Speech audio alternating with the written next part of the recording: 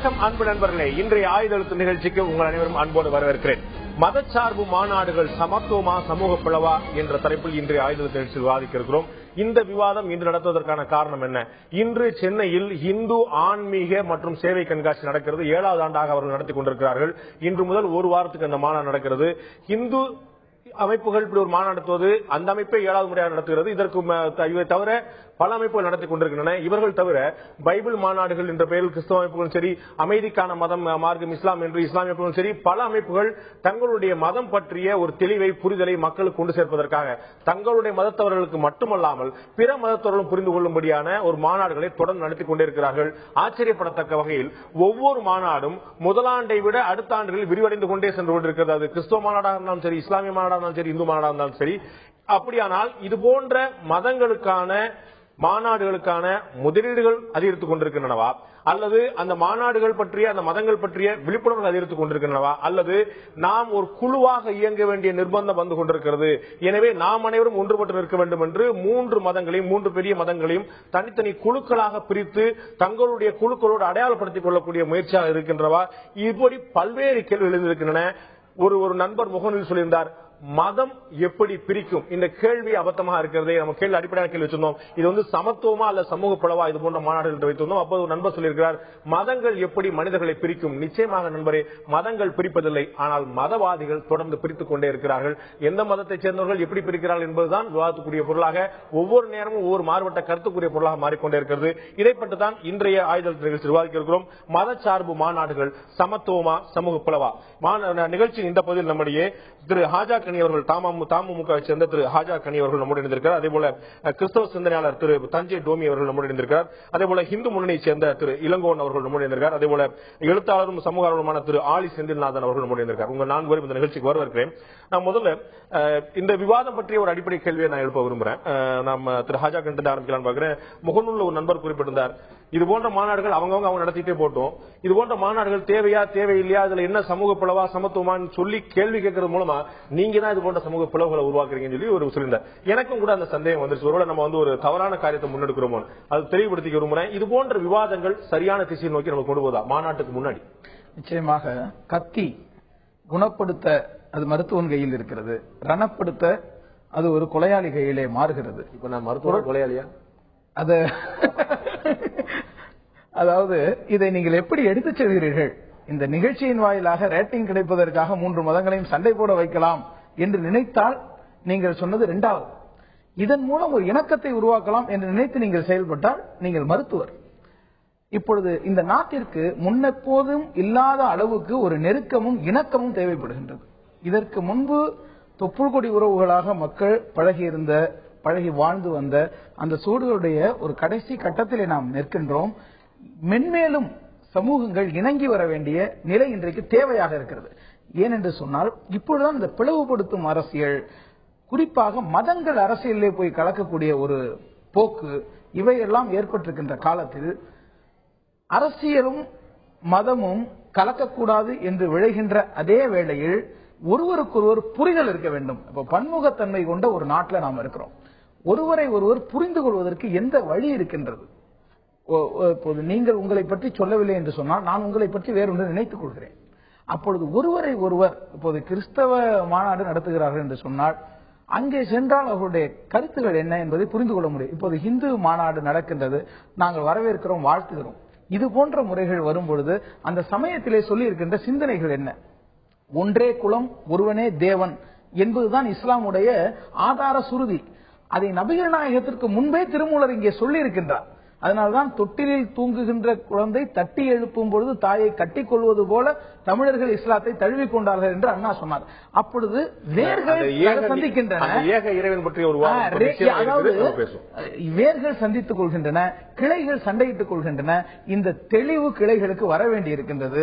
குறைந்தபட்சம் முரண்பாடுகளை தவிர்ப்பதற்காக வேண்டியாவது இப்படிப்பட்ட இப்போ ஒரு சென்னை புத்தக காட்சி நடக்கிறது, RS சகோதரர் வந்திருக்கிறார், அவங்களுடைய விஜய பாரதம்ல போய் நான் புத்தகங்கள் வாங்கியிருக்கிறேன்.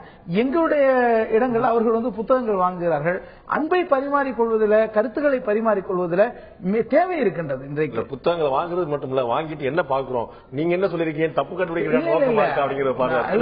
தத்துவம் கண்டுபிடிக்கிறது. தஞ்சை டோமி, உங்களுடைய பார்வையில இது போன்ற விவாதங்கள் எந்த செய்தியை கொடுக்கும் நீங்க நினைக்கிறீங்க? அடிப்படையில் இந்த விவாதங்களை நான் தொடர்ந்து பார்த்துக்கிட்டு இருக்கிறேன். இந்த விவாதத்துக்கு வருகிறவர்களும் நடத்துகிறவர்களுக்கும் ஒரு காமன் ஒப்ஜெக்டிவ்னு சொல்லுவாங்க.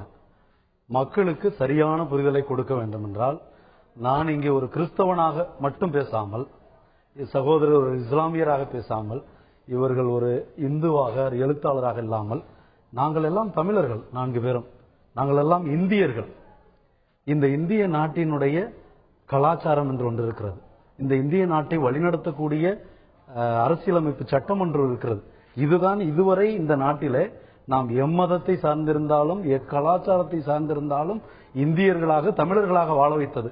அப்படிப்பட்ட ஒரு புரிதலை உண்டு பண்ணக்கூடிய ஒரு நோக்கத்தோடு இந்த விவாதங்கள் செல்லும் என்றால் இது உண்மையிலேயே இந்த நாட்டுக்கு நல்லது. அண்மையிலே அமெரிக்காவிலிருந்து வந்திருந்த பராக் ஒபாமா அதிபர் அவர்கள் சொல்லி சென்றதும் அதுதான். இந்தியா வளர்ச்சியை நோக்கி போய்கொண்டிருக்கிறது. இது தொடர்ந்து வளர வேண்டும் என்றால் இது பிளவுபடாமல் ஒன்றுபட்டு செல்ல வேண்டும். ஆனா ஏன்னா அங்க குடியரசு தினத்துல நம்ம காமிச்சது, இந்தியா சுதந்திரம் பெற்ற உடனே இந்த நாடு சுதந்திர நாடு ஆகல, ஆட்சி தான் மாறியது. அந்நியருடைய ஆட்சி நமக்கு வந்துச்சு. ஆனால் என்னைக்கு இது குடியரசு நாடானதோ அதுதான் தனி நாடாகியது. அதைத்தான் நம்ம கொண்டாடுறோம். பல கலாச்சாரங்கள், பல மொழிகள், பல நடனங்கள் எல்லாத்தையும் உலகத்துக்கு காமிச்சிட்டு இங்க ஒற்றை கலாச்சாரம் பேசிக்கிட்டு இருந்தோம்னா இந்த நாட்டுல நான் அடிப்படையில் நான் இந்த நாட்டுல பிறந்துட்டு என்னைய அந்நியன்னு சொன்னாங்கன்னா நான் எப்படி ஏத்துக்கிறது?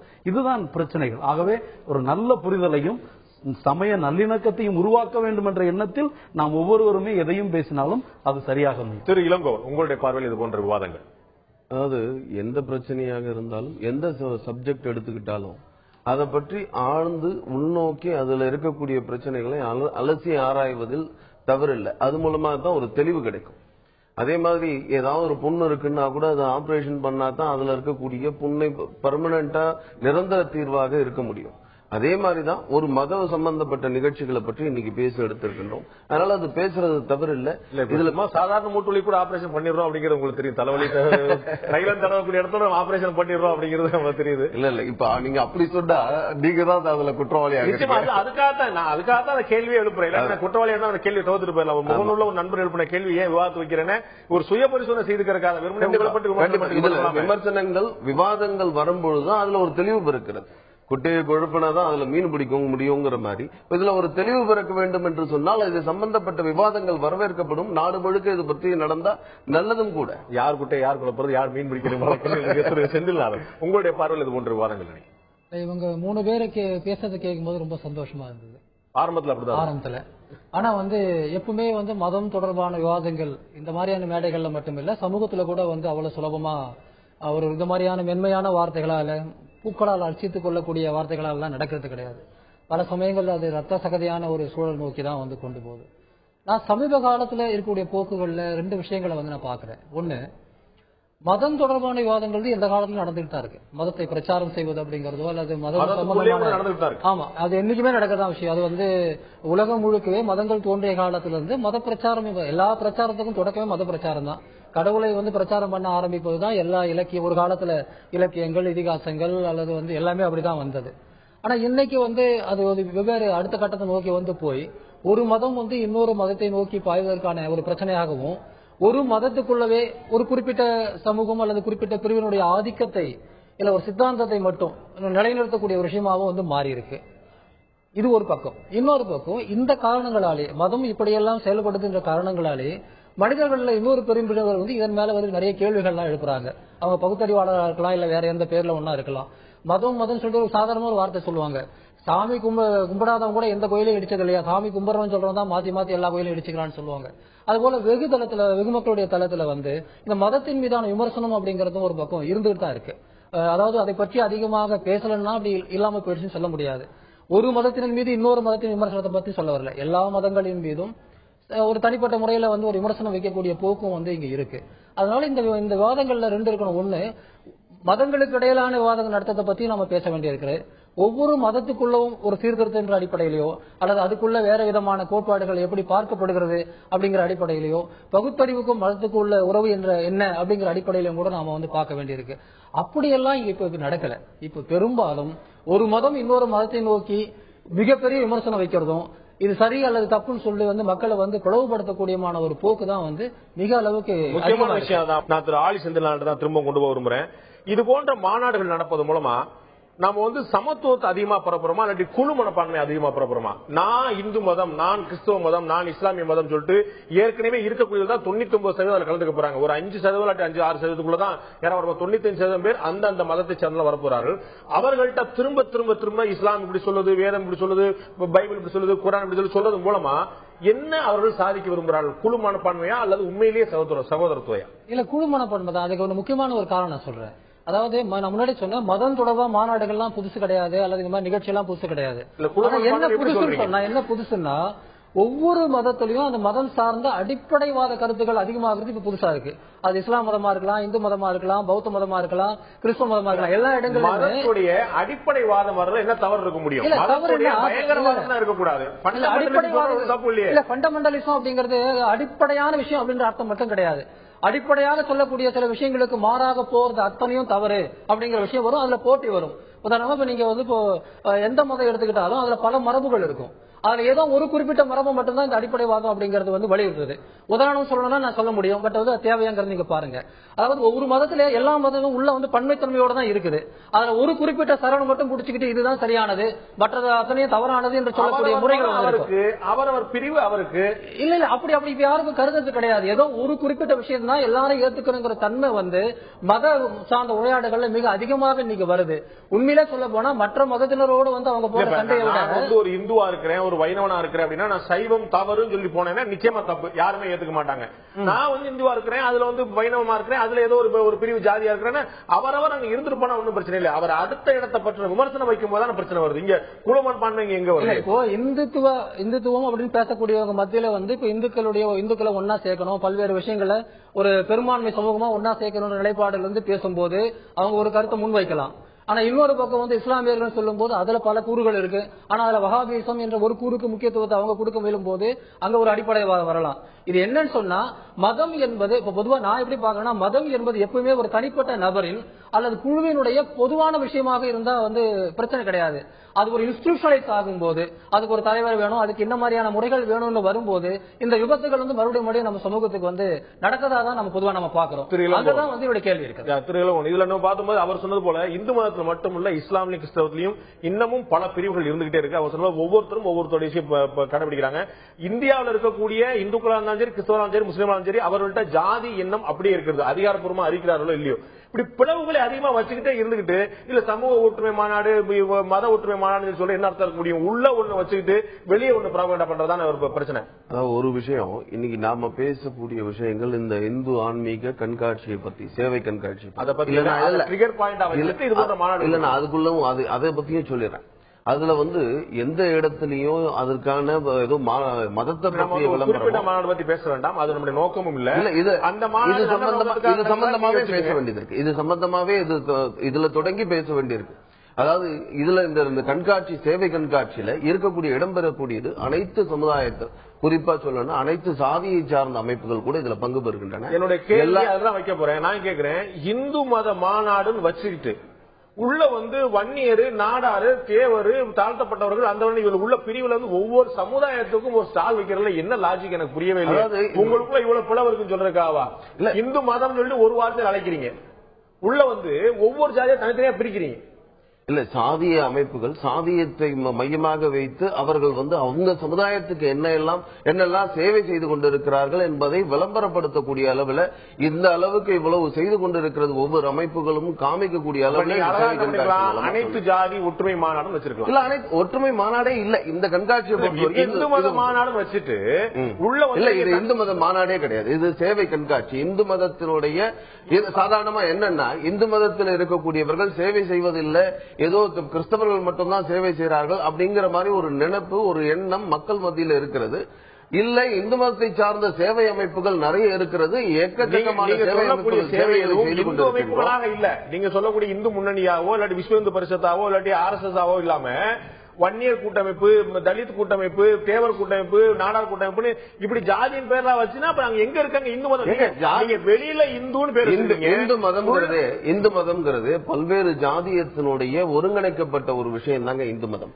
ஆகையினால எல்லா ஜாதியை சார்ந்த அமைப்புகளும் தாங்கள் செய்யக்கூடிய சேவைகள், மடாதிபதிகள் தாங்கள் செய்யக்கூடிய சேவைகள், பீடாதிபதிகள், அது மட்டும் இல்லாம பல்வேறு அமைப்புகள், பிரம்மகுமாரிகள், இதுல பங்கார் அடிகள், இவர்களை எல்லாம் ஒருங்கிணைக்கக்கூடிய அளவில் பிரிவுகளை பிளவுகளாக்கக்கூடிய முயற்சி நீங்க நினைக்கிறீங்க? இல்ல பிரிவே கிடையாது.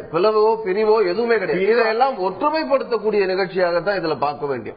ஏன்னா இத ஒரே இடத்துல நாட்டுக்கோட்டை செட்டியாரை சமுதாயத்தை சார்ந்தவர்களும் இங்க வந்து நாங்க என்ன செய்து கொண்டிருக்கின்றோம் எங்களுடைய சமுதாயத்துக்கு, இந்து சமுதாயத்துக்குன்னு அவர்கள் விளம்பரப்படுத்துகிறார்கள். அவர்கள் என்ன செய்து கொண்டிருக்கிறார்கள் என்று மக்களுடைய பார்வைக்கு வைக்கிறார்கள். அதே சமயத்தில் நாட்டுக்கோட்டை செட்டியாரோ, தலித்தோ, நாடாரோ, தேவரோ அந்தந்த சமூகத்துக்கு செய்கிறார்களா, இந்து மதத்துக்கு செய்கிறார்களா? இல்ல நான் என்ன சொல்றேன், அந்தந்த சமுதாய செய்தாலும் கூட அது எல்லாம் இணைந்ததுதான், ஒன்னா சேர்ந்ததுதான் இந்து மதம்ங்கிறது. ஆகையினால ஏதோ ஒரு இந்து மதம்ங்கிறது ஒரு மதம் அல்ல, அது சனாதன தர்மம் பல்வேறு பிரிவுகளை கொண்டது. அந்த பிரிவுகளை எல்லாம் ஒருங்கிணைக்கக்கூடிய நிகழ்ச்சியாக தான் இதை பார்க்கணும். சாதாரணமா மாநாடுன்னு பாக்குற பட்சத்துல, இந்து மத மாநாடுன்ற பட்சத்துல, இந்து மத மாநாட்டுல எந்த வகையிலும் இந்த மாதிரி ஜாதிய ரீதியாக எந்த சமயத்திலையும் நாங்க வந்து இது சொன்னதாக இல்லை. அங்க அந்த மாதிரி ஜாதிய அமைப்பை சார்ந்தவர்கள் நாங்க இந்த அமைப்புல இருந்து இந்த ஜாதியிலிருந்து வந்து கலந்துக்கிறோம் அப்படி சொன்னதில்லை. இல்ல நீங்க பொதுவாகவே தனியா ஸ்டால் கொடுத்துட்ட போதே அதுல ஒரு மிகப்பெரிய கேள்வி எடுத்து நம்ம தொடர்ந்து விவாதிப்போம். நான் திரு தஞ்சை டோமிட்ட கேட்க விரும்புறேன். அவர் சொன்னார் ஒரு சேவை அப்படிங்கறதுனாலே கிறிஸ்துவ தான் நிறைய சேவை செய்யறாங்க அப்படிங்கிற மாதிரி ஒரு எண்ணம் வந்துருச்சு. அவர்கள் வந்து நிறைய மருத்துவமனைகள் கட்டுறாங்க, அவங்க நிறைய பள்ளிக்கூடங்கள் கட்டுறாங்க. அதற்கான நோக்கமே கூட மதமாற்ற விஷயங்கள் தான், மதத்தை பரப்பக்கூடிய விஷயங்கள் தான் அப்படிங்கிற குற்றச்சாட்டு ரொம்ப நாளாக இருந்துட்டு இருக்கு. அதை ஒரு பக்கம் சேவையா பார்க்கலாம், இன்னொரு பக்கம் மதத்துக்கான தேவையா பார்க்கலாம். அவர்கள் சொன்ன போல இந்த எண்ணம் வந்து மத பரப்புறதுக்கான ஒரு விஷயமா இல்லாட்டி சேவையை முன்னெடுக்கிறார்? இந்த ரெண்டு இடத்துல எது நிக்குது? அவர்கள் வந்து ஆன்மீக, இந்து ஆன்மீக மற்றும் சேவை கண்காட்சி தான் நடத்துறாங்க. நீங்க சேவை வந்து உங்களுடைய ஒரு மதத்துடைய அடிப்படை கொள்கையாவே பரப்பிட்டு இருக்கிறீங்க. இதுல நோக்கம் எது பிரதானமா இருக்குது? இதுல வந்து அடிப்படையில கிறிஸ்தவத்தினுடைய நோக்கம் மனித நேயத்தை கொண்டு வரதான். இதுல வந்து மதத்தை பரப்புறதுங்கிறது வந்து அந்த சேவையை பார்த்து இது இந்த சேவைக்கு பின்னாடி உங்களுக்கு இருக்கிற கொள்கை என்ன, எதுக்காக நீங்க சேவை செய்யணும், எல்லாரும் மாதிரி நீங்க இருந்துட்டு போக வேண்டியதானே. குறிப்பா இந்திய நாடு சுதந்திரம் பெறும்போது 20% மேல கல்வி அறிவு இல்லாத ஒரு நாடு. இன்னைக்கு வரைக்கும் 70% கல்விக்கூடங்களை வைத்திருக்கிறது கிறிஸ்தவ மதம். இவர்களுடைய கல்வி இன்னைக்கு அரசு ஊழியர்கள் எடுத்துக்கிட்டாலும், அரசியல்வாதிகள் எடுத்துக்கிட்டாலும், ஆட்சியாளர்கள் எடுத்துக்கிட்டாலும் இவங்கெல்லாம் படிச்சு வந்த பள்ளிக்கூடங்கள் வருது. எங்காவது ஒரு இடத்தில் இன்னைக்கு எந்த கலெக்டர் வேணாலும் எடுத்துக்கலாம், அல்லது எந்த அரசியல்வாதி ஒருத்தராவது நான் இந்த கிறிஸ்தவ பள்ளிக்கூடத்தில் படிக்கும் போது என்னை கட்டாயமா மதம் மாற சொன்னாங்க அப்படின்னு மாத்திருந்தா இந்த 67 ஆண்டுகள்ல அல்லது காலங்காலமா 52ல தோமையார் இந்திய நாட்டுக்கு வந்த கிறிஸ்தவம் இன்னும் 2.5% எதுக்கு இருக்கணும்? அப்படி மாத்திருந்தா எல்கேஜிக்கு வரும்போது ஏபிசிடிக்கு பதிலாக பைபிளை கத்து கொடுத்து மதம் மாத்திருந்தோம்னா இந்த நாடு இன்னைக்கு கிறிஸ்தவ நாடா இருக்கும்.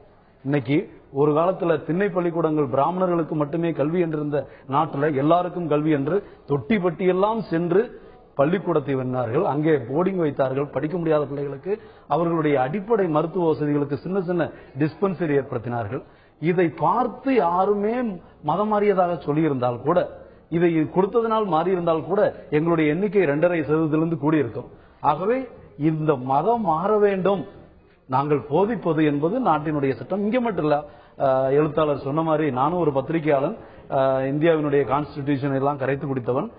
நான் அமெரிக்காவில் பத்திரிகை துறையிலே ஆராய்ச்சி படிப்பு முடிச்சுட்டு வந்திருக்கிறேன். அதனால ஒவ்வொரு நாடும் உலகமெல்லாம் போயிருக்கிறேன். எனக்கு தெரியும் ஒவ்வொரு மதமும் ஒவ்வொரு இது வந்து ரெண்டு கூற்றுகள் சரியா நான் தெளிவுபடுத்திக்க விரும்புறேன். சுதந்திரத்துக்கு முன்னாடி கல்வி அறிவு பெற்றோர் எண்ணிக்கை 20%. சுதந்திரங்கிற ஒரு காலகட்டத்தை நீங்க வரையறுக்கிறீங்க. அதற்கு முன்னாடி வெள்ளையர்கள் ஆட்சி, அதற்கு முன்னாடி முகலாயர்கள் ஆட்சி, இஸ்லாமியர்களுடைய படையெடுப்பு மற்ற விஷயம்லாம். அதற்கு முன்னாடி இப்படி எந்த காலகட்டத்தை இந்தியாவுடைய காலகட்டம் என்று வைப்பது, இந்தியாவுடைய கல்வி அறிவு என்று எப்போது வைப்பது? நீங்க இதற்கு முன்னாடி அதிகமா இருந்தது இந்தியாவில் இல்ல. 2ஆம் உலக போருக்கு பின்னாடி தான் ஜனநாயகம் இல்லையா? இது முகமதியருடைய எண்ணிக்கை அதிகமாக இல்ல இருந்தது நான் நினைக்கிறேன். முகலாயர்கள் பீரியட்ல வந்து அதிகமான காலத்துல வந்து மக்கள் தொகை கூடியிருந்ததாக ஒரு தகவலும் இல்லை. ஆட்சி அவர்கள் செய்தார்கள். நீங்க என்னதான் பார்க்கணும், மாட்டுக்கறி சாப்பிடக்கூடாது என்று மதத்தில் சொல்லவில்லை, ஆனால் பாபர் தன் மகனுக்கு எழுதிய உயில் என்ன எழுதுறாரு? மகனே, இந்த நாட்டில் சில பிரிவினர் மாட்டை புனிதமாக கருதுகிறார்கள், ஆகவே நீ சாப்பிடாத, நீ சாப்பிடுறதை ஊக்குவிக்காத என்று ஹுமாயூனுக்கு பாபர் எழுதிய பாபர் நாமாவில் எழுதுறார். அப்படி எழுதின பாபருடைய பள்ளிவாசல் தான் இடிக்கப்பட்டுச்சு. ஆகவே நாம இந்த செய்தியை மக்களுக்கு சொல்வதற்கான வாய்ப்பு எங்கே அமைகின்றது? நான் நீங்க ஒரு கேள்வி தஞ்சை டோமிட்ட கேட்டது உங்கள்ட்ட கேட்கறதா, நீங்க பதில் சொல்லலாம். பாபர் மசூதி இடிக்கப்பட்டது, அதுல மாற்று கருத்துல. இவங்க என்ன சொல்றாங்க, அதற்கு முன்னாடி அங்க வேற ஒண்ணு இருந்தது. இப்ப அலகாபாத் நீதிமன்றமே, அங்க வந்து நீதிமன்றம் ஏஎஸ்ஐயோட ஆய்வுக்கு பிறகு அவரோட நீதிமன்றம் என்ன சொன்னது, அங்க அதற்கு முன்னால் கோயில் இருந்தது உண்மைதான் சொல்லிட்டு ஏஎஸ் அப்படி எதுவுமே சொல்லவில்லை. மிக தவறான இல்ல அலகாபாத் நீதிமன்ற தீர்ப்பு வந்த அடுத்த வாரத்தில் அலகாபாத் நீதிமன்றம் அழுகி கிடக்கின்றது என்று உச்ச நீதிமன்றத்தின் கண்டனத்தை நீங்கள் பார்க்கவில்லையா? அதாவது 3 நீதிபதிகள் எந்த இடத்திலுமே சட்டப்படி தீர்ப்பு வழங்கவில்லையே. இப்படிதான் சொல்லி விவாதம் தடமாற இந்தியன் தஞ்சை டோமி சொன்ன கருத்துல உங்களுக்கு ஏன்னா ஒரு விஷயம் நம்ம போகும்போது அது வந்து இந்தியாங்கிற நாடு எப்ப பார்க்கணும்? ஏஎஸ்ஐ வந்து ஆர்காலஜிக்கல் சர்வே ஆஃப் இந்தியா வந்து அங்க ஆய்வு நடத்தி இங்க இருந்ததுன்னு சொல்லி அந்த கருத்தை நீதிமன்றம் ஏற்று, நான் சொல்ல தவறா இருந்தா நீங்க பாருங்க, 3 நீதிபதிகள் கொண்ட பெஞ்ச் ஒரு விஷயத்தை ஏத்துக்கிறது. அது ராமர் பிறந்த இடமா இல்ல அப்படிங்கறதுல அது வந்து நீங்க சொன்ன மாதிரி ஃபெய்த். ஆனால் மசூதிக்கு முன்னால் அங்கு ஒரு கோயில் இருந்தது, அது ஒரு பாயிண்ட் தான், வேற ஒண்ணு போல. அப்படி ஒரு அணு அளவு ஆதாரம் கூட ஏஎஸ்ஐ தரவில்லை என்பதை இந்த நிகழ்ச்சியின் வாயிலாக அழுத்தம் திருத்தமாக நான் பதிவு செய்கிறேன். இதற்காக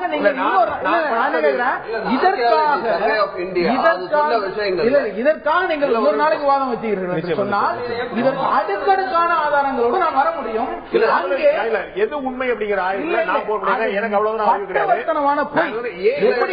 எப்படி என்றால் தாஜ்மஹாலுக்கு கீழே சிவன் கோவில் சொல்கிறார். அதாவதுங்க சட்டப்படி வர வேண்டும் என்று சொன்னால்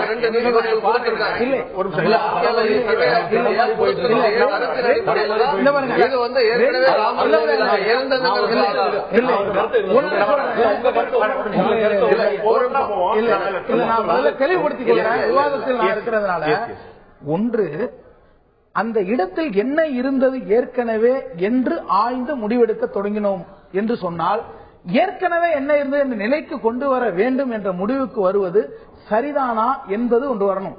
அங்கே பாபர் மசீத் இருந்த இடத்தில் கோவிலும் இல்லை, எந்தவித கட்டுமானங்களும் இல்லை என்பதை ஒரு முறைக்கு 1000 முறை இங்கே அடித்து சொல்லிவிடுகிறேன். அப்படி நீங்கள் இப்படி ஒரு நிலைப்பாடை இருப்பதாக இருந்தால்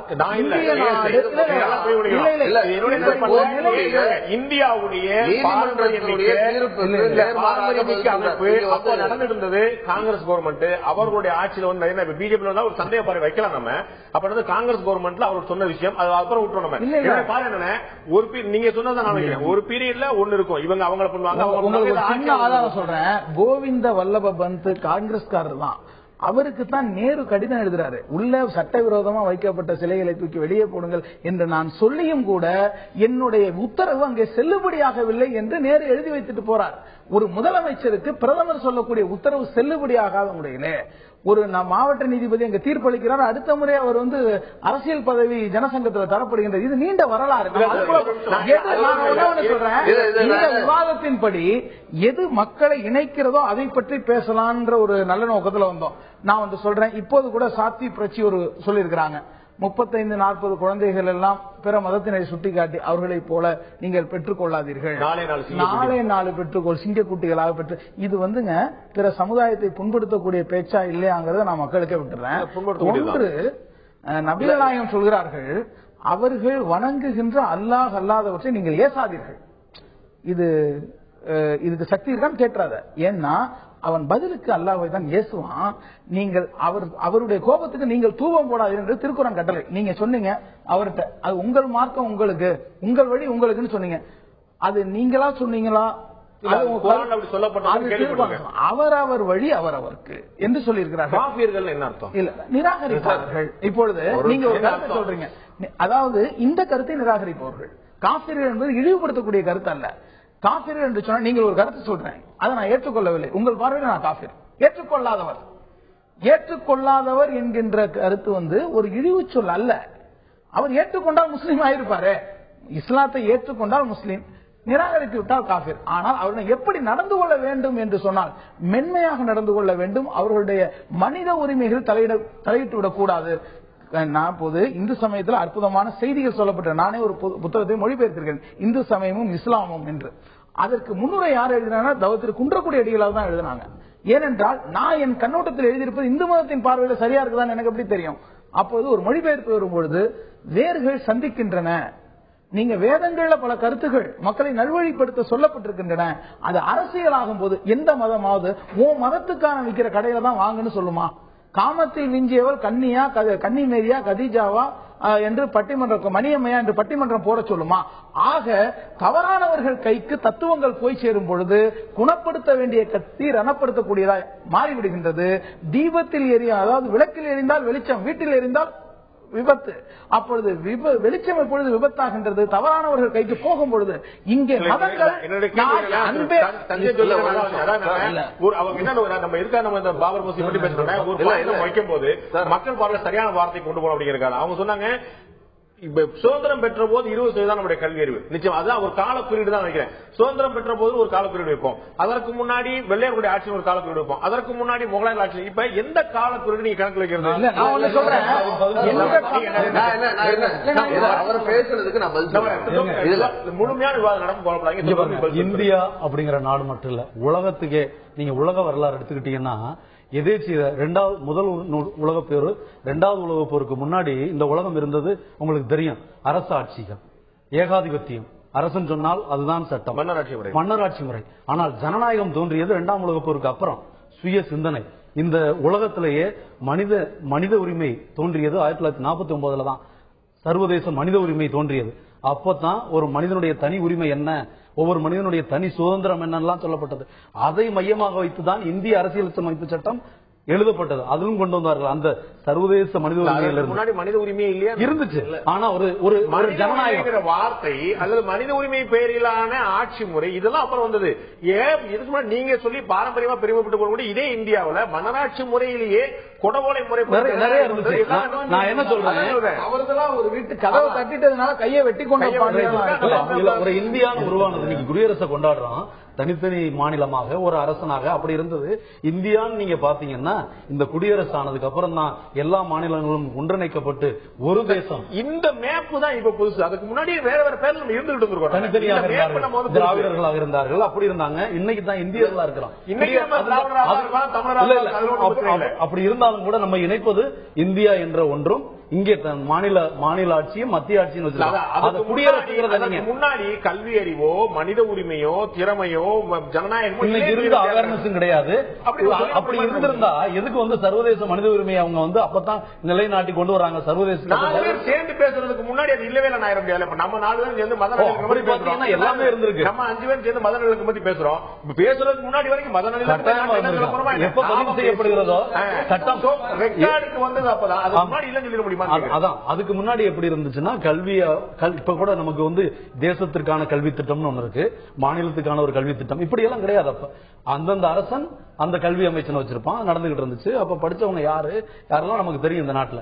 அதனால இந்தியா சுதந்திரம் பெற்றதுக்கு அப்புறம் நான் ஏன் எடுக்கிறோம்னா அதுக்கப்புறம் தான் ஒரு தேசமாக பல கலாச்சாரம், பல மொழி, பல மதங்களை கொண்ட ஒரு அற்புதமான நாடு, இந்த உலகத்திலேயே 2வது மக்கள் தொகை கொண்டிருக்கிற நாடு, 2வது பெரிய ஒரு ஜனநாயக நாடெல்லாம் இன்னைக்கு சொல்றோம். அப்படி நம்மளை எல்லாரும் திரும்பி பாக்குறாங்கன்னா இதனுடைய வளர்ச்சியில கல்வி கொடுத்தது போல, மருத்துவம் மனுஷன் கொள்ள நோய்களுக்கும் ஆகிட்டு இருந்தவங்களை காப்பாத்துனது போல, ஏன் ஒரு பெரிய பேரிழவுகள் ஏற்பட்டா கூட காரித்தாஸ் இந்தியான்னு சொல்லிட்டு, காரித்தாஸ் நேஷன் சொல்லிட்டு அந்த அமைப்புகள் பறந்து இங்க உதவி செய்யறது நமக்கு தெரியும். அந்த மாதிரி நேரங்கள்ல யார் உதவி இதெல்லாம் இது பரப்புவதற்காக. இது எந்த நாட்டுல, ஒரு இஸ்லாமிய நாட்டில் நடந்தாலும் இவங்க போய் செய்வாங்க, அது இந்து நாட்டில் நடந்தாலும் இவங்க போய் உதவி செய்வாங்க.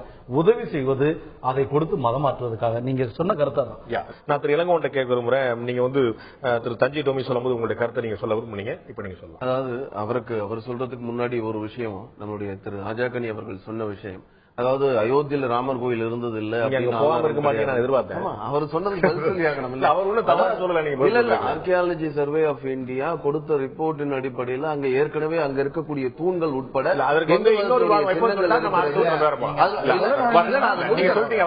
சொன்னதுக்கான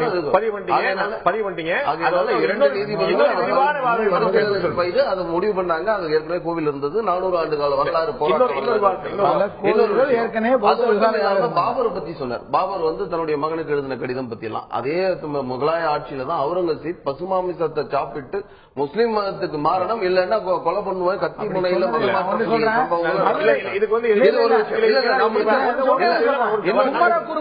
மதம் ஏற்படுத்தி அவர் பாபர் எழுதின கடிதத்துக்கு பாபர் நாமாங்கிறத கோட் பண்ணாரு. நீங்க அவுரங்கசீப் பண்ண எதை கோட் பண்ண போறீங்க? நான் என்ன சொல்றேன்னா நீங்க கோட் பண்றீங்க. அவர் பாபர் எழுதினாருன்னு எங்க எழுதினாருன்னா அவர் சொல்லி சொல்றாரு பாபர் நாமால இப்படி இருக்குன்றார். சீக்கியர்களுடைய புனித நூல்ல குறிப்பிடப்பட்டிருக்க விஷயம், அவருடைய 9வது குருவாக இருக்கக்கூடிய குரு கோவிந்த சிம்மனுடைய 2 மகன்கள் சுராவர் சிங், பத்தே சிங், இந்த 2 பேரையும் மதம் மாறவில்லை என்ற ஒரே காரணத்திற்காக உயிரோட நிக்க வச்சு சமாதி கட்டினாங்க. இது அவருடைய நூல்ல குறிப்பிட்டப்பட்ட விஷயம். ஆகையினால் அது மாதிரி பல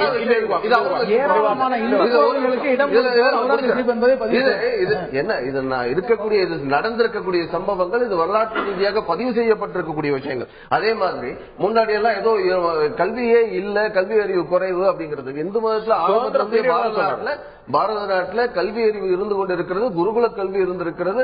நாலந்தா தக்ஷசிலா பல்கலைக்கழகங்கள்ல உலகம் முழுக்க இருந்து படித்தவர்கள் அதிகமா இருக்காங்க.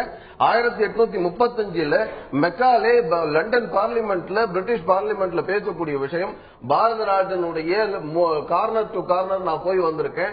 இந்த நாட்டில் எந்த இடங்களிலும் மக்கள் பலசாலியாக இருக்கிறார்கள், அறிவாளிகளாக இருக்கிறார்கள், தர்மத்தின் மீது நம்பிக்கை வைத்திருக்கிறார்கள், வந்தவர்களை எல்லாம் வாரி அணைக்கக்கூடிய நிலைப்பாட்டில் இருக்கிறார்கள். ஆகையினால இவர்களை எந்த விதத்திலையும் நாம போர் செய்தோ இல்ல வேற ஏதாவது மூலமாகவோ இவர்களை ஜெயிக்க முடியாது. அவர்கள் அடிப்படையில் அவர்களுடைய கல்வி முறையை மாற்ற வேண்டும். அவர்களுக்கு கல்வி கொடுக்கிறோம் என்கின்ற முறையில் ஆங்கிலேயர்களுடைய அவர்களுடைய அடிமைத்தனத்தை அங்கே புகுத்த வேண்டும் என்பதற்கான கல்வி முறையை கொண்டு வந்தார்கள். அதே மாதிரி உலகம் முழுக்க கடந்த 10,000 ஆண்டுகள்ல பாரத நாட்டில இருந்து எந்த நாடுகள் மீதும் படையெடுக்க மதத்தின் அடிப்படையில் யாருக்கு இருந்தது முன்னாடி சொன்னீங்க. அது ஒரு அருமையான விஷயம் சொன்னார். அவர் அதான் நீங்க சொன்னீங்க குருகுல கல்வி நம்மள்ட்ட இருந்துச்சு. குருகுல கல்வி யாருக்காக இருந்தது? யார் மட்டுமே அதை அனுபவித்தார்களா? குருகுல கல்வி எல்லாருக்கும் பொதுவானதாக, சென்னை பள்ளிக்கூடமாக இருந்தது இல்ல. குருகுல கல்வி பொதுவானதாக, நாலந்தா தக்ஷசிலா பல்கலைக்கழகத்தில் எந்த சமுதாயத்தை சார்ந்தவர்கள் எந்த மத பிரிவினை சார்ந்தவர்கள் தான் படிக்கணும்னு இல்ல, பொதுவானதாகத்தான் இருந்தது, எல்லோருக்குமானது. பல்கலைக்கழகத்தை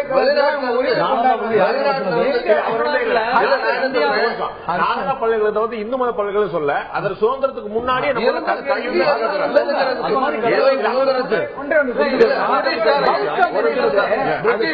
வந்த பிறகுதான் இந்த நாட்டில் பள்ளிக்கூடம் வந்தது, இல்ல கல்வி அறிவு வந்ததுங்கிறது இல்ல, அதற்கு முன்பாகவே இருக்கிறது. அது மதத்தின் அடிப்படையிலான கல்வி கூட இல்ல, சமுதாயத்தின் அடிப்படையிலான கல்வி. அந்த கல்வி ஏற்பட்டிருக்கிறது, உலகம் முழுக்க பாராட்டக்கூடிய அளவில் இருந்திருக்கிறது.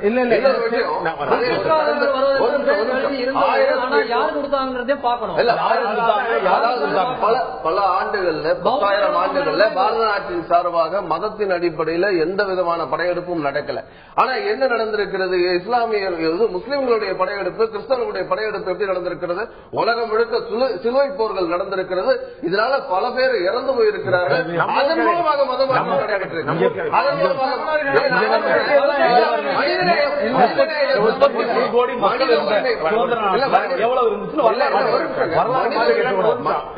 நீங்க வரலாறுகளை பதிவு செய்யும்போது ஒரு விஷயத்துல கவனமா இருங்க. என்ன அப்படின்னா நீங்க சொல்றது எல்லாமே உண்மை, எதுவுமே மறுக்கல. ஆனா சமணர்களை சைவர்கள் கழுவேற்றியது, சைவர்களை சமணர்கள் கொண்டு சேர்த்தது, வைணவத்துக்கும் சைவத்துக்கும் நடந்த சண்டை, இஸ்லாமியர்களுக்கும் இந்துக்களும் நடந்த சண்டை, கிறிஸ்தவர்களுக்கும் இந்துக்கள் முந்தானேத்து நடந்த மத கலவரம் வரைக்கும் நடந்துகிட்டே தான் இருக்கு. அது இல்ல சொல்ல, நான் சொல்றது இந்த மதங்கள் மூலமா என்ன பரப்ப முயற்சி பண்ணப்படுது, இந்த மாநாடுகள் மூலமா என்ன பரப்ப முயற்சி பண்ண அதை சொல்லுங்க. உலகத்துல எங்க நடந்து சொல்லணும். இந்தியா எதுக்கு இந்த விஷயத்தை சொல்றேன்னு சொன்னா, மனித உரிமைகளை பற்றி பேசக்கூடியவர்கள் மனித உரிமை மீறல்களில் ஈடுபட்ட காரணத்தினாலதான் இது நடந்திருக்கு. ஆனா நம்மளுடைய சாதாரணமாவே இந்த பாரத நாட்டினுடைய வரலாறு பார்த்தோம்னா போர் முறையில கூட உரிமைகள் இருக்கிறதுங்க. போர் முறையில கூட ஒரு நியதி இருக்கிறது. காலையில சூரிய உதயத்திலிருந்து சூரிய முடிவு முன்னாடி போர் முடிக்கணும். இதெல்லாம் வந்து பல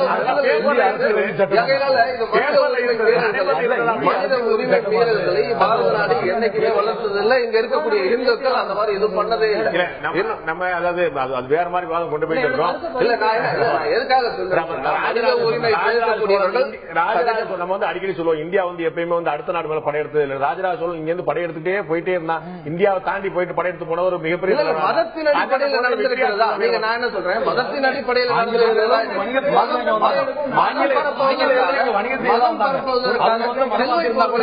மதம் பரப்புவதற்காக ஒரே நிமிஷம் நான் என்ன சொல்றேன், நீங்க திரும்ப திரும்ப சொல்லாதீங்க, ஒசாமா சொல்லாதீங்க, ஒபாமா சொல்லாதீங்க. இல்ல நமக்கு நம்ம நாட்டுல இருந்த விஷயங்களை பத்தி சொல்லுங்க. இல்ல நம்ம நாட்டுல நடந்த சம்பவங்களை தான் சொல்றேன் நானு. குறிப்பா நம்ம நாட்டுல மனித உரிமை பத்தி பேசுறதே 49 அது வரைக்கும் மனித உரிமை பற்றி பேசப்படவில்லைங்கிறதெல்லாம் ஏற்கனவே இது சகஜமாக தன்னுடைய வாழ்வியல் முறையில இங்க இருக்கக்கூடிய மக்கள் மனித உரிமை பற்றியும் அங்க இருக்கக்கூடிய போர்ல கூட பெண்களும் வயதானவர்களும் குழந்தைகளும் பாதிக்கப்படக்கூடாது இது போன்ற பல விஷயங்களை மனித உரிமையாக பார்க்கின்றார்கள், பார்த்திருக்கிறார்கள். அது சகஜமாக இருக்கக்கூடிய அடுத்த முறை சொல்லும்போது கொஞ்சம் அடுத்த தளத்துக்கு போனா திரு ஆரி செந்தில்நாட்டை கேட்க விரும்புறேன். ஒரு அடிப்படையான விஷயம் பாருங்க, நீங்க ஏற்கனவே முதல்ல கூட ஒரு வரி சொன்னீங்க, மற்றவருடைய கருத்து கூட அதுல மேல்தோட்டமா இருந்தது. மதங்கள் வந்து அது இஸ்லாமா இருந்தாலும் சரி, கிறிஸ்துவமா இருந்தாலும் சரி, இந்து மதமா இருந்தாலும் சரி, தாழ்த்தப்பட்ட பிரிவினரை எல்லா மதமும் இவர்களுடைய மாநாடும் கூட ஒரே தளத்தில் தான் நடத்துகிறதா? நிச்சயமா இல்ல. இப்போ நான் என்ன சொல்ல வரேன்னா, ஏற்கனவே நடந்த 2 விஷயத்தை நான் பதில் சொல்லணும். நீங்க பகுத்தறிவாளர்னு சொல்லிட்டு ஒரு முகத்தை கொடுத்து வந்து பேச சொல்லும் போது அதை நான் சொல்லி ஆகணும். முதல்ல இந்த விவாதத்தை நீங்க பாருங்க. மதம் என்று வரும்போது 50 100 வருஷம் 200 வருஷம் 500 வருஷம் 1000 வருஷம் பின்னாடி போய் ஏற்கனவே அதிகாரத்தில் இருப்பவர்கள் மதத்தை விரும்புகிற காரணத்தினாலோ இல்ல அதிகாரத்தினாலோ செய்யக்கூடிய எல்லா தவறுக்கும் இன்னைக்கு பரிகாரம் தேடணுங்கிற முயற்சி இந்த மதவாதிகளுடைய மிகப்பெரிய விஷயமா இருக்கு. ராமர் கோயில் கட்டினது, அதுக்கு முன்னாடி அங்க என்ன இருந்தது, அதுக்கு முன்னாடி அங்க என்ன இருந்ததுன்னா இந்த கேள்விகளுக்கெல்லாம் இல்லையே கிடையாது. தமிழ்நாட்டில் கூட நீங்க தொல்லியல் ஆய்வுகள் சில பாத்தீங்கன்னா இங்க இருக்கக்கூடிய பல கோயில்கள் வந்து சமண பௌத்த கோயில்கள் மீது கட்டப்பட்டதுன்னு சொல்ல முடியும். நீங்க வந்து இந்தியாவில வந்து 49க்கு முன்னாடி இல்ல கிறிஸ்தவர் வரதுக்கு முன்னாடி இங்க கல்வி இல்லைன்னா கல்வி இருந்தது. ஆனா நிச்சயமா அது குருகுலத்துல இருந்து இல்ல. பள்ளிங்கிற வார்த்தையே வந்து சமண பௌத்தம் கொடுத்த வார்த்தை தான் தமிழ்நாட்டுல. அவர்கள் வந்து இங்க வந்து கல்வி கொடுத்தார்கள். அதற்கான வரலாற்று ஆவணங்கள் இருக்கு. இப்படி எல்லாம் பேசலாம். ஆனா அதை பேச விரும்பல. பகுத்தறிவு அப்படிங்கிற அடிப்படையில்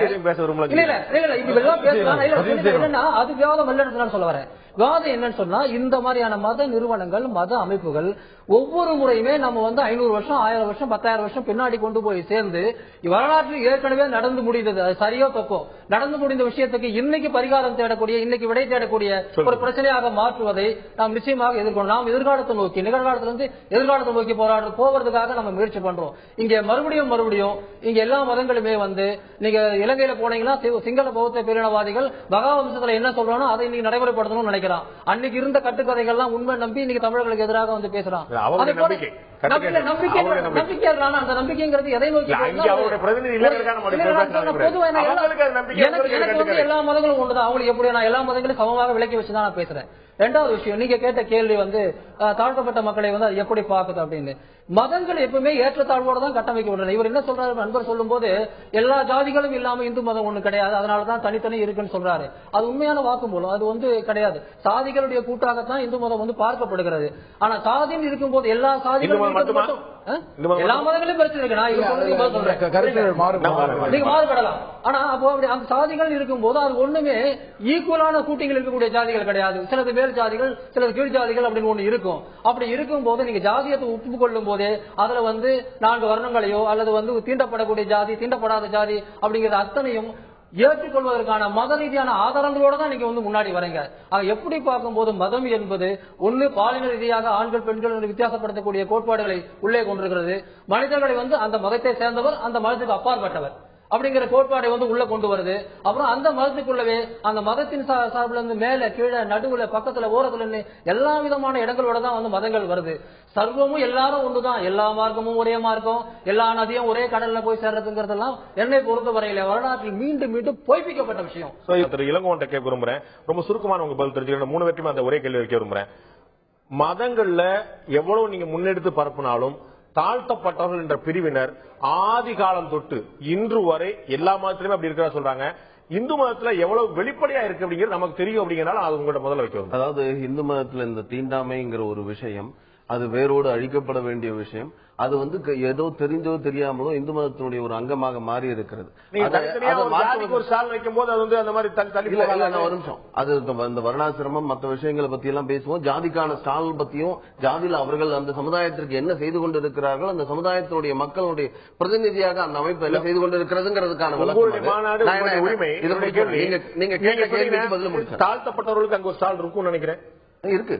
அது முதல் ஸ்டால். தாழ்த்தப்பட்டவர்கள் ஸ்டால் யாருக்கும் கிடையாதுங்க. தாழ்த்தப்பட்டவர் யாருக்கும் ஸ்டால் கிடையாது. அங்க இருக்கக்கூடிய சமுதாயத்துல இந்த முதல் ஸ்டால் அப்படியெல்லாம் கிடையாது. முதல் ஸ்டால் பின்னாடி ஸ்டால் அப்படி எல்லாம் கிடையாது. ஒவ்வொரு வருஷமும் மார்க்கெட்டிங்ல இல்ல ஒரு நிமிஷம் A centre B centre C D பாதைக்கு பிறகு பிரேக்ல கார்னர்ல நீங்க புத்தகம் நான் என்ன சொல்றேன், ரேட் இல்ல இல்ல அது அதுல ரேட் இருக்கலாம். ஆனா இதுல ரேட்டிங் கிடையாது. இதுல வந்து பணம் கொடுத்து யாரும் வருவதில்லை. இதுல வந்து அதனால இடம் வந்து ஒவ்வொரு வருஷமும் முதல்ல போன வருஷம் இருந்தவர்கள் முன்னாடி இருந்தவங்க இந்த வருஷம் பின்னாடி இருப்பாங்க. அப்படி கடைபிடிக்கப்பட்டிருக்கிறது. போன வருஷம் பின்னாடி இருந்தவங்க இந்த வருஷம் முன்னாடி இருப்பாங்க. ஆகையினால இதுல ஜாதிய ரீதியாகவோ இல்ல ஜாதிய சங்கத்தின் சார்பாகவோ அமைப்பு சார்பாகவோ இவர்களுக்கு முன்னிடம் இவர்களுக்கு பின்னிடம் அப்படின்னு எதுவுமே கிடையாது. அதனால இது பொதுவான விஷயமா தான் பார்த்துட்டு இந்த மாநாட்டோட போக்கஸ் வந்து நீங்க கன்சர்வேஷன்ல இருந்து பல விஷயம் வச்சிருக்கீங்க. வனத்துறை ஆகட்டும், சுற்றுச்சூழல் துறை ஆகட்டும், இந்த மாதிரி ஒரு ஆரோக்கியமான இந்த உலகம் போய் பார்க்க வேண்டிய ஒரு பாதையில வச்சிருக்கீங்க. ஆனா அடிப்படையில் இருக்கக்கூடிய மதத்துக்கு உள்ள இருக்கக்கூடிய பிளவுகளை அதை அட்ரஸ் பண்றதுக்கு ஏதாவது விஷயம் சொல்றேன். இந்து மதமே சமுதாயத்தில் இருக்கக்கூடிய எல்லா விஷயத்தையும் எல்லாற்றோடு இணைந்து வாழக்கூடிய கற்றுக் கொடுக்கக்கூடிய மதம் தான் இந்து மதம். அதாவது ஒரு சாதாரண சகல ஜீவராசிகளுக்கிடமும் அன்பு செலுத்த வேண்டும் என்கின்ற அளவுக்கு சொல்லிக் கொடுக்கக்கூடிய எல்லா மதமும் அப்படி சொல்லுதுன்னு பொதுவா நான் சொல்ல விரும்பல. இந்து மதம் சொல்லிக் கொடுக்கிறது, இந்து மதம் அதை வளர்க்கிறது, இந்து மதம் அதை போதிக்கிறது. அதன் மையமா தான் இந்த கருத்துக்களை நாம தொடர்ந்து சொல்லிக் கொண்டிருக்கோம். இன்னொரு விஷயம் நான் இல்ல முடிச்சேன். என்ன 100 வருஷம் தஞ்சி டொமிட்ட நான் கேட்க விரும்புறேன். எனக்கு தெரிஞ்சு நம்ம வந்து பேசும்போது இப்ப இந்துக்கள்ல வந்து மதங்கள் நம்ம வந்து பிளவு சொல்லுவோம். நான் தெரிஞ்ச வகையில நான் தப்பா இருந்தா நீங்க திருத்துங்க. Latin Catholic, Syrian Catholic, Pentecost, seventh day Adventist, Orthodox, இது மாதிரி கிறிஸ்துவருக்குள்ள நிறைய பிளவு இருக்குது. அந்த ஒருத்தருக்குள்ள இன்னொருத்தர் போய் பார்க்க மாட்டாங்க அப்படின்னு சொல்லி அவங்களுக்குள்ள சர்ச்சுக்குள்ள கூட போக மாட்டாங்க பாக்குறோம். நமக்கு தெரிஞ்சு தென் மாவட்டங்கள் அதிக அளவுல சர்ச்சுகள்ல ஜாதி பாகுபாடு இன்றும் பார்க்கப்படுகிறது அப்படின்ற ஒரு குற்றச்சாட்டு உண்டு. எறையூர் நினைக்கிறேன் கடலூர் மாவட்டத்துக்கு அருகில வந்து ஒரு கலவரமே கூட வெடிச்சது கிறிஸ்தவர்களுக்கு உள்ள. இங்கே இந்த ஜாதி பிரிவு பிளவு இல்லைன்னு சொல்ல முடியுமா? உங்க கேள்விக்கு 2 விதமா நான் பதில் சொல்றேன். முதல்ல கிறிஸ்தவம் அப்படின்னா கொள்கை ரீதியா அங்க வந்து சொல்லப்பட்டிருக்கு யூதன் என்றோ கிரேக்கன் என்றோ. ஏன்னா அதுதான் ஆரம்பம், கிறிஸ்தவத்தினுடைய ஆரம்பம். ஆண் என்றோ பெண் என்றோ வேறுபாடு இல்லைங்கிறது அதனுடைய கொள்கை. இன்னொன்னு நீங்க கேட்டீங்கல்ல லத்தீன் முறை தத்துவத்துல குரான்லயோ கீதையிலயோ யாராலையும் குற்றம் சொல்ல முடியாது. கடைபிடிக்கிற இடத்துலதான் இப்ப நீங்க சொன்னீங்க கிறிஸ்தவத்துல பிளவுகள் அப்படின்னீங்க. மார்ட்டின் லூதர் வரைக்கும் 12வது நூற்றாண்டுலதான் உங்களுக்கு வந்து ஆர்த்தடாக்ஸ் சர்ச் பிரியுது. அவங்க ஏன் பிரிஞ்சாங்கன்னா அங்க ஒரு கொள்கை ரீதியாக பிரிந்தார்கள் ஒழிய இன்னும் அந்த ஆர்த்தடாக்ஸ் சர்ச் கேத்தலிக் சர்ச் தான். ஆனா அவங்களுடைய சிரியன் பெந்தகோஸ்தோட விட்டுருங்க. நான் கேக்குற ஜாதி இந்தியாவுல நீங்க இப்ப சொன்னீங்கல்ல அது மாதிரி இது வந்து வழிபாட்டு முறைகள் லத்தீன் மொழி வழிபாடு அது வந்து 7 இருக்குது. அது ஒவ்வொரு இருக்கு. இந்த ஜாதியம் என்பது தமிழ்நாட்டுல இந்தியாவுல இருக்கிறது கிறிஸ்தவத்தினுடைய பாதிப்பினால் அல்ல. இந்துக்களாக இருந்த மக்கள் கிறிஸ்தவர்களாக மாறிய போது அந்த கலாச்சாரத்தை தழுவி கொண்டு வந்திருக்கிறார்கள். சரியான வாதமா இருக்குதா? இல்ல இல்ல நான் என்ன சொல்றேன்னா நான் சொல்றதை முடிச்சிடறேன். இப்ப நான் வந்து நான் வந்து சைவ பிள்ளை ஒரிஜினலா எங்களுடைய மூதாதையர் கிறிஸ்தவம் தான் சொல்லணும். நீங்க என்னுடைய மூதாதையர்கள் சொன்னேன். நான் கிறிஸ்தவன் ஆனதுக்கு அப்புறம் அந்த ஜாதியத்தை பத்தி எந்த பேச்சு இல்ல. ஆனா அந்த நினைவு அந்த பதிவு உங்கள் மனசுல அப்படியே இருக்கு. இன்னைக்கு தான் நம்ம பைபிளோட குற்றம் அல்ல, அதை நான் மறுக்கவே இல்லை.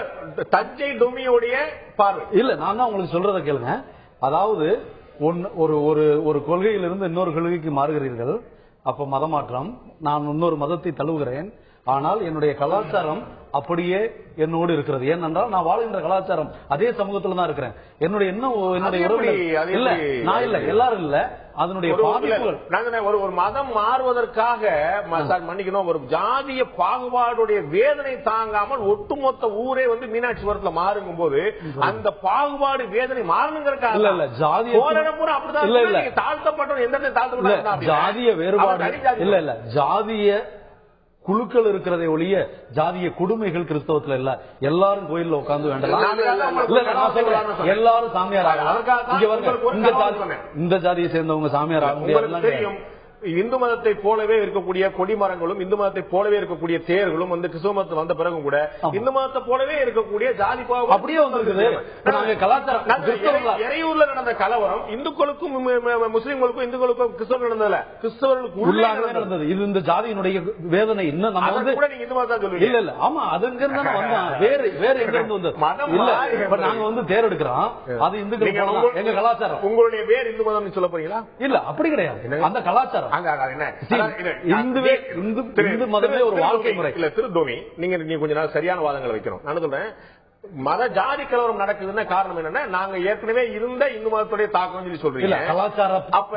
நீங்க ஏற்கனவே இந்து தான், இடையில தான் நம்ம ஒத்துவீங்களா அப்படின்னு சொன்னா இல்ல அது நாங்க சொல்ல மாட்டேன்னு சொல்றீங்க. இல்ல நான் அப்படி சொல்லலையே. என்னுடைய மூதாதையர்கள் நான் பிறந்ததுல இருந்து கிறிஸ்தவனா இருக்கிறேன். ஆனா எங்கதுல ஒரு சாமியார் ஆகணும். இப்ப இன்னைக்கு வந்து எல்லாரும் பூஜாரி ஆக முடியாது. ஆனா சாமியார் ஆகணும்னா எல்லா ஜாதியை சேர்ந்தவர்களும் சாமியார் ஆகலாம், அவர்கள் பூஜை நடத்தலாம். எல்லா மக்களும் உங்களுக்கு தெரியும் நினைக்கிறேன். நான் சொல்றேன், நீங்க வச்சிருக்கக்கூடிய சர்ச்சில் நான் பூஜாரி ஆக முடியாது, நான் கிறிஸ்தவ மத தழுவினாலும் கூட. அதற்கு வந்து ஒரு கணக்கு இருக்கு. நான் ஏற்கனவே ஒரு உதாரணம் இதே மாதிரில சொல்லியிருக்கிறேன். இங்க சென்னையிலே ரொம்ப பாப்புலரான பாடிகாட் முனீஸ்வரர் கோயில்ல வந்து ஒரு பிராமணர் இல்ல. பாடிகாட் முனீஸ்வரர் கோயில் யார் இருக்கான்னு யாருக்கு தெரியும், பிராமணருக்கு போக முடியாது உள்ள அவங்களுடைய கோயில். இது போல ஆகம் விதிகளுக்கு உட்பட்ட கோயில்ல தான் அவங்க முறை வச்சிருக்காங்களே தவிர நம்ம விஸ்வ பரிஷத்துல அடிக்கடி மாநாடு நடத்துவாங்க, கிராம பூசாரிகள் பேரவைன்னு. ஒருத்தர் கூட பிராமணர் கிடையாது, ஒருத்தர் கூட பிராமணர் கிடையாது. சோ நம்ம அப்படி சொல்லணும். அவங்க நீங்க கட்டின சர்ச்சில் நான் வந்து ஃபாதர் ஆக முடியுமா? இல்ல தேவையில்லை.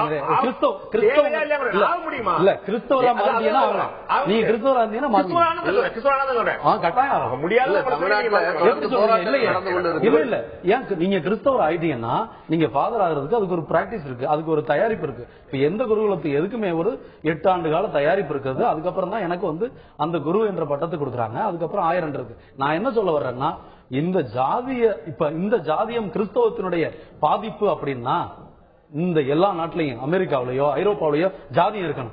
அங்க வந்து நிறங்கள் தான் இருக்கிறது.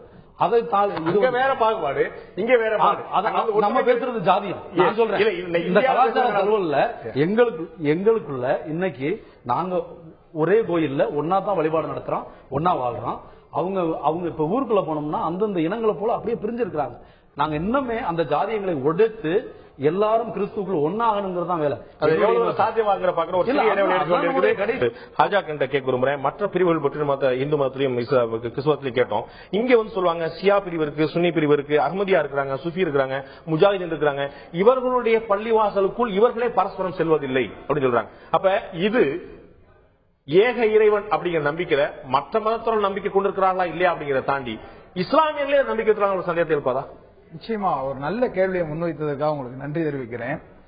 உலக ஆலயங்களுக்கெல்லாம் தலை ஆலயம், முதல் ஆலயம் என்று சொல்லப்படக்கூடியது மக்காவில் இருக்கின்ற அந்த ஹரம் ஷெரீப் என்று சொல்வார்கள், மக்கா ஆலயம். அந்த ஆலயத்துக்குள் அனைவரும் நுழைய முடியும், அனைவரும் அங்கே சமமாக தங்கள் ஹஜ் கடமையை நிறைவேற்றுகிறார்கள். எல்லா பிரிவினரும் எல்லாமே தைக்காத ஆடை அணிந்து அனைவரும் அங்கே கடமையை நிறைவேற்றுகிறார்கள், ஒன்றாக சுற்றி வருகிறார்கள். ஆகவே சுருக்கமா அந்த பதில சொல்லிட்டு உங்களுக்கு நான் இங்கே இஸ்லாமின் பெருமைகளை தூக்கி பிடிப்பதில் எந்த ஒரு ஆச்சரியமும் இருக்க முடியாது. சாதியை எது ஒழித்தது? அதாவது சர்வ மத சங்கத்தில் சென்று சிகாகோ நகரில் உரையாற்றி வந்தவர், இந்தியாவின் பெருமையை உலக அரங்கில் உயர்த்தி பிடித்தவர் வீரத்துறவி விவேகானந்தர். அந்த வீரத்துறவிங்கிற அடைமொழி அவருக்கு மட்டும்தான் நான் நம்ம வந்து கொடுப்பேன். அவர் என்ன சொல்றார்? சாதியை ஒழித்த சாதியை ஒழித்த மதம் ஒன்று உலகில் உண்டென்று சொன்னால் அது இஸ்லாம் மட்டுமே என்று அவர் சொல்லியிருக்கிறார். புத்தகம் the great teacher of the world, உலகின் மிகச்சிறந்த ஆசிரியர்கள் என்று இயேசுவை பற்றி அவர் எழுதுகிறார், முகமது நபிகளை பற்றி எழுதுகின்றார். இப்படியான ஒரு தன்மை இந்த மண்ணிற்கு வேண்டும். விவேகானந்தர் அவர்களை நான் மேற்கோள் காட்ட வேண்டிய நிலைமை ஏன் ஏற்பட்டது? அவர் அங்கே அந்த உண்மையை அவர் சொல்கின்றார். ஆகவே ஒன்றே ஒன்று, நபிகள் நாயகம் மக்காவில் பிறந்தார்கள், மதீனாவிற்கு அவர்கள் என்னுடைய கேள்வி இதுல விடை இருக்கிறது. அதுதான் நான் சொல்றேன். தெளிவுபடுத்திக்க விரும்புறேன். என்னன்னா நம்ம இன்னைக்கு பாக்குறோம், இப்ப இந்தியாவுல இந்துக்களுக்கும் முஸ்லீம்களுக்கும் கலவரம் நடக்குது அப்படின்னா புரிந்து கொள்ள முடியுது. ஏன்னா அவர் சில புரிந்து கொள்ளாத சிலர் வந்து சண்டை போடுறாங்க. ஆனா இஸ்லாமிய நாடுகள்ல ஷியா பிரிவினருக்கும் சுன்னி பிரிவினருக்கும் ஏன் சண்டை நடக்குது? இதுதான் இப்ப நீங்க சொன்னக்கூடிய அந்த ஏக இறைவன்கிற தத்துவத்தை அவர்கள் ஏற்றுக்கொள்ள ஷியா சுன்னி அந்த பிரிவு வேணா. குவைத்தும் சதாம் ஹுசேனும் ஒரே பிரிவுல உள்ளவங்க தான். நீங்கள் எண்ணெய் அரசியலுக்குள்ள எண்ணங்களின் அரசியலை புகுத்த முடியாது. அங்கே பணமும் எண்ணெயும் திரைப்படம் போன்ற கலை உலகமும் எல்லாமே வேறு ஒரு ஜாதியாக எண்ணெய் நாடுகளை விட்டுருங்க. பாகிஸ்தான்ல இப்ப நடந்தது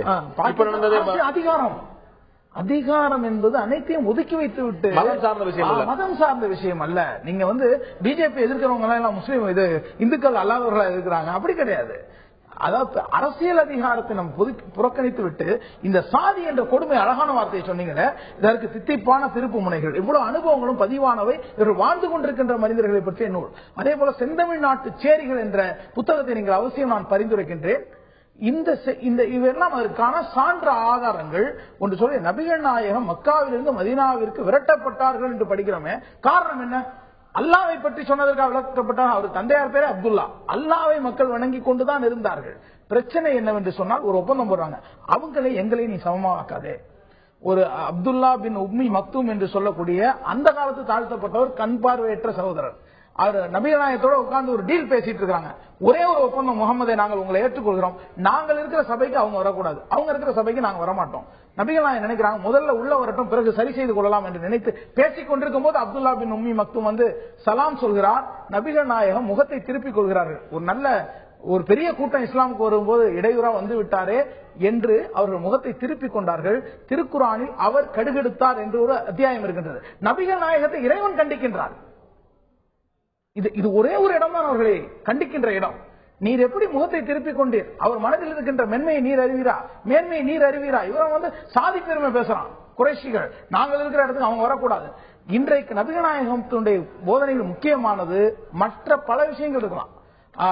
முஸ்லீம், நீங்க அழகா ஒரு விஷயம் சொன்னீங்க, குரான்லயே பைபிள்லயே குறைபாடுகள் இல்ல, அதுல நான் மிகவும் உடன்படுகின்றேன். இஸ்லாம் எவ்வளவு உயர்ந்த தத்துவங்களை சொன்னாலும் அது முஸ்லிம்களுடைய வாழ்க்கையில் வந்தால்தான் அது போற்றப்படும் என்பதில் நான் உடன்படுறேன். அங்கே வந்து சீப்பின் பற்களை போல நீங்கள் இறைவன் முன்னால் சமமானவர்கள். இன்றைக்கு சவுதி மன்னர் இறந்து போனாரு, அங்க கொடி அறக்கம்பத்துல பறஞ்சா ஒரு அரைப்பக்க செய்தி அந்த ஊர்ல, அவ்வளவுதான், வேற எதுவுமே நடக்க. இதுக்கு முன்பு உள்ள மன்னர் இறந்து போன போது கூட பக்கத்தில் இந்திய நாட்டு தொழிலாளி ஒரு அடக்கம் செய்யப்பட்ட, இந்திய நாட்டில இருந்து அங்கே கூலி வேலைக்கு போனவரை இறந்து போய்விட்டார், மன்னரும் இறந்து போய்விட்டார். மன்னர் ஃபகதுக்கு பக்கத்தில் தான் அந்த கூலி தொழிலாளியும் அடக்கம் செய்யப்பட்டார். ஆகவே அந்த ஒரு உணர்வை மக்களுக்கு கொண்டு வர வேண்டும். நாம கடவுளை காப்பாற்ற வேண்டியதில்லை, கடவுள் நம்மை காப்பாற்றுவார் என்று நம்புகிறவர்கள் இருந்தால் போதும். ஆனால் மனிதர்கள் ஒடுக்குவதும் அடக்குவதும் அதிகாரத்தை அனுபவிப்பதும் உழைக்காமல் உண்ண நினைப்பதும் அதை கடவுளின் பெயரால் நியாயப்படுத்துவதும் தான் கொடுமைகள். அதை எதிர்த்து போராடுவதற்கு எல்லாருக்கும் உரிமை இருக்கின்றது.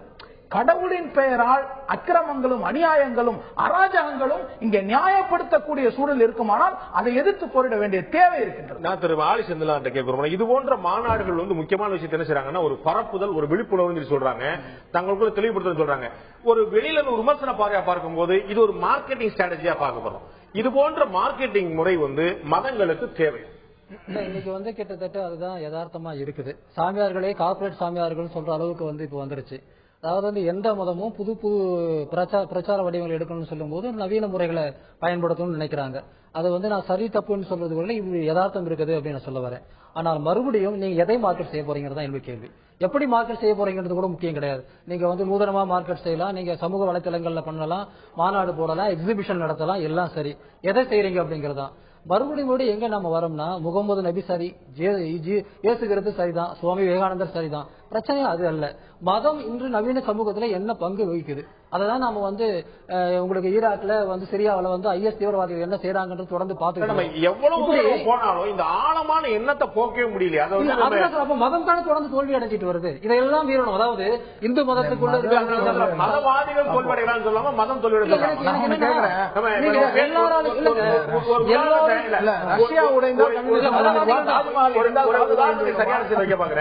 ராஜபக்ச ராஜபக்சே தோற்பதும் இலங்கை தோற்பதும் ஒன்றல்ல. நீங்க சொல்றது கரெக்ட் தான். தனி மனிதர்கள் தவறு பண்ணலாம். இதற்கடுத்த ஒட்டுமொத்த அந்த மதமே போயிருச்சுன்னு சொல்ல முடியும். இந்து மதத்தில் இருக்கக்கூடிய ஒருத்தர் அந்த மதமே எப்படி சொல்லிட முடியாது. இல்ல நான் எப்படி அப்படி கொஞ்சம் விலக்கி தான் சொன்னாங்க. எப்படி சொன்னா ஒரு மதம் சொல்லும் போது தனியா அருவமா எதுவும் கிடையாது. அந்த மதத்தினுடைய நீண்ட கால வரலாறு தான் காரணமா இருக்கு. நீங்க எந்த மதத்தினுடைய நீண்ட கால வரலாறுமே ரத்தம் படிந்ததா தான் இருக்குதுங்கிறத நாம பாக்குறோம். ரத்தத்தில் தான் உருவாகுது, ரத்தம் படிந்ததாக. நீங்க சரியா பிரிக்க வேண்டாமா? மதத்தோடைய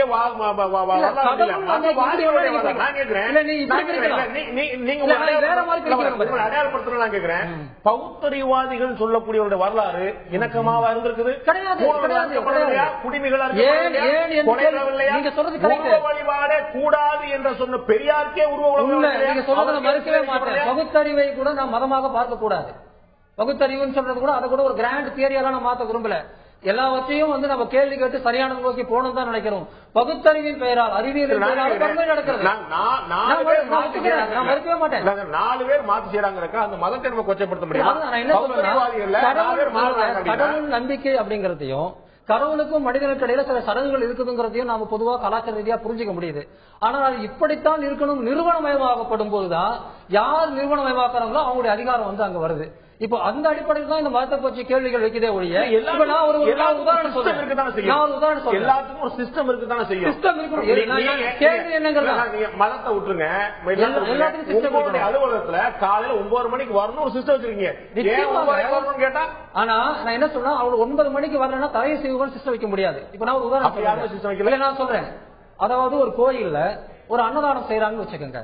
அந்த அன்னதானம் செய்யறது எந்த பகுத்தறிவாளனும் போய் இது தப்பு, நீ என்ன இங்க அன்னதானம் செய்யணும்னு கேட்டதே கிடையாது. ஆனா அந்த கோயில் திருவிழாவில ஒரு கடவுளை நம்புகிறோம் காட்டுமுறான்னு சொல்லி இருக்காங்க. அது அவருடைய கருத்து. அத முழுசா ஏத்துக்கணும் அவசியமே கிடையாது. கடவுளை நம்புகிறவங்க நம்பாதவனும் காட்டுகிறாங்க. தப்புன்னு சொன்னீங்க இல்லையா? கேள்வி பகுத்தறிவாதிகள் மார்க்கெட்டிங் பண்றாங்களே. மார்க்கெட்டிங் ஸ்ட்ராட்டஜி பண்ண வேண்டி இருக்குன்னு தான் சொல்றேன். அந்த மார்க்கெட்டிங் என்ன இருக்கு பண்ணா அது அவங்களுக்கு நவீன முறையில் எதை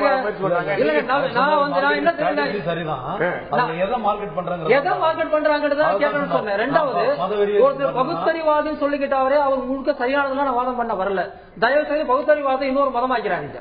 பகுத்தறிவுங்கிறது எல்லா மதமும் இல்ல எல்லா கலாச்சாரத்தையும் இதுக்கு முன்னாடி நாம் நம்பிக்கொண்டிருந்த விஷயங்களை சரியா தப்பான்னு கேள்வி கேட்கறதுக்கு மேல அது ஒண்ணுமே கிடையாது. இவங்க நம்புறது இது சரியா தப்பான்னு கேள்வி கேட்கறது தான். ஆனா அதையுமே கூட அரசியலா மாத்த முடியும், அதிகாரமா மாத்த முடியும், பகுத்தறிவு அறிவிலும் பண்ண முடியும். நீங்க ஒத்துக்க வேண்டிய விஷயம் ஒத்துக்க அந்த விஷயத்தை அந்த தியரியில தப்பு இல்ல, அதை இம்ப்ளிமெண்ட் பண்ணக்கூடிய விஷயம் இந்து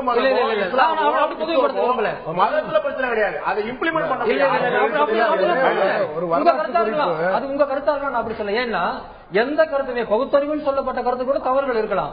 எல்லா கருத்தையும் காலகட்டத்துக்கு கேட்டது போல நாம அப்டேட் பண்றோமா, கேள்வி கேட்கிறோமா, அதுக்கு மேல போகிறோமான்றதான் படித்தறிவு ஒழிய நேற்று பெரியார் ஒன்று சொன்னார்ன்றதுக்காக இன்று அப்படியே கடைபிடிப்பது பகுத்தறிவு கிடையாது. தஞ்சை தொமிட்ட கேட்க விரும்புறேன். என்னுடைய கேள்வி பாருங்க. இந்த மத மாநாடுகள் நம்ம நிறைய நடத்திக்கிட்டே போனாலும் கூட ஆழமாக இந்தியாவுக்குள்ள தமிழகத்துக்குள்ள ஒவ்வொரு ஊருக்குள்ளேயும் ஜாதி ரீதியான மத ரீதியான எண்ணங்கள் வேறுண்டி இருப்பது மட்டுமல்லாமல் இன்னொரு மதம் இன்னொரு ஜாதியை பற்றின ஒரு ஆழமான வெறுப்புணர்வும் விதைக்கப்பட்டு கொண்டே இருக்கிறது. இது எப்படி நடக்கிறது?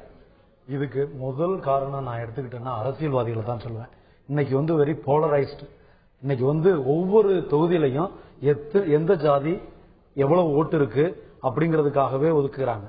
இது இதுக்குள்ள ஒரு பெரிய அரசியல் இருக்கு. இது இந்த ஜாதி வெறுப்புணர்வு அங்க கூடி இருக்கிறதுக்கு காரணம் நான் மதம்னு சொல்ல மாட்டேன். ஆனா ஜாதியம் இருப்பதற்கு அடிப்படை காரணம் மதம். ஆனால் இந்த ஜாதிய வெறுப்புணர்வுகளை தூவமிட்டு வளர்க்கிறவர்கள் மதவாதிகளை விட இன்று அரசியல்வாதிகள் இருக்கிறார்கள். அந்த நிலையை தான் நம்ம பார்க்கணும். குறிப்பா நீங்க இன்னைக்கு நம்ம எடுத்துக்கிட்ட இந்த தலைப்புல நீங்க பேசிட்டு இருக்கீங்க, இந்த மத பரப்புரைகள் அல்லது மத மாநாடுகள் இதெல்லாம் நடக்குது. இது சரியா தப்பா, இல்ல இது பிளவுபடுத்துதா ஒற்றுமைப்படுத்துதான்னு கேட்டீங்க.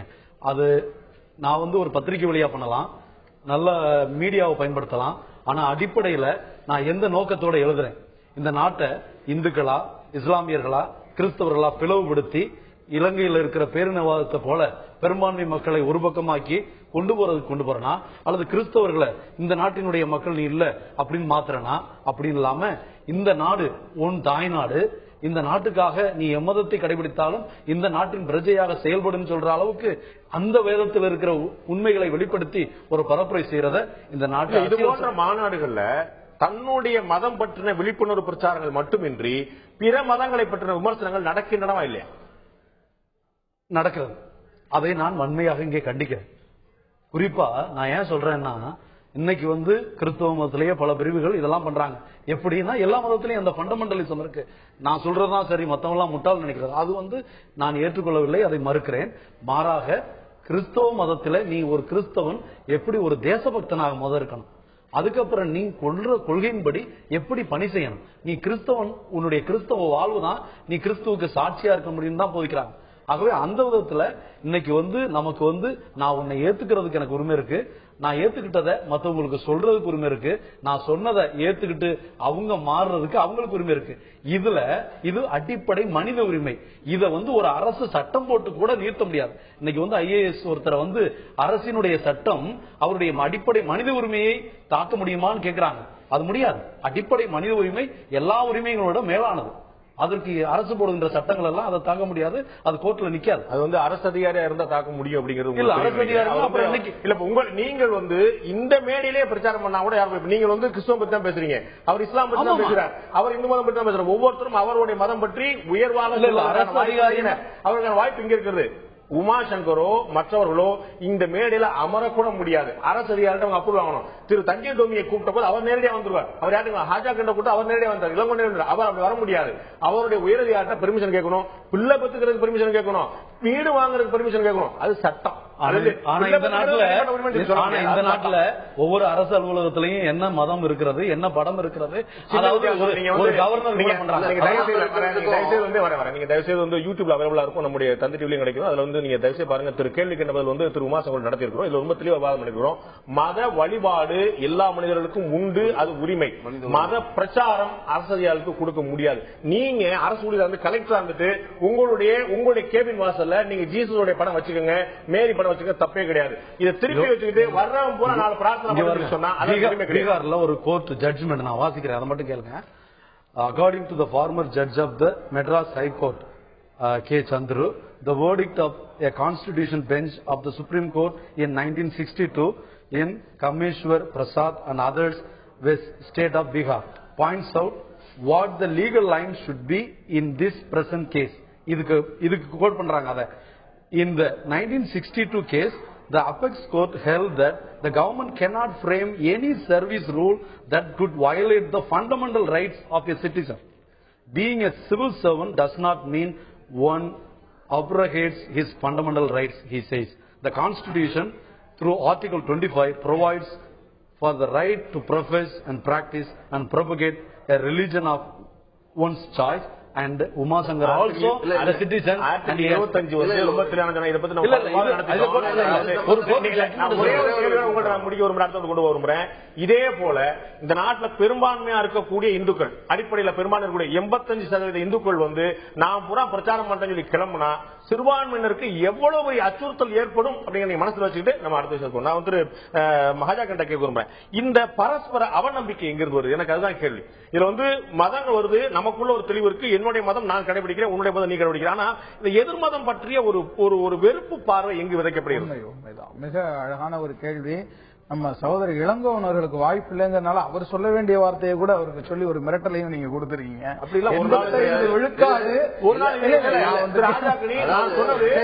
நான் சொன்னது நல்லா கேள்வி திருப்பி போடுறேன். 85% இந்துக்கள் இதே மாதிரி கிளம்புனா இது எவ்வளவு பெரிய அச்சுறுத்தலா நமக்கு அமையும் சொல்றேன் தவிர இது மிரட்டல் அல்ல. நான் சொல்றது மிரட்டல் அல்ல. நான் சொல்றது மிரட்டல் அல்ல.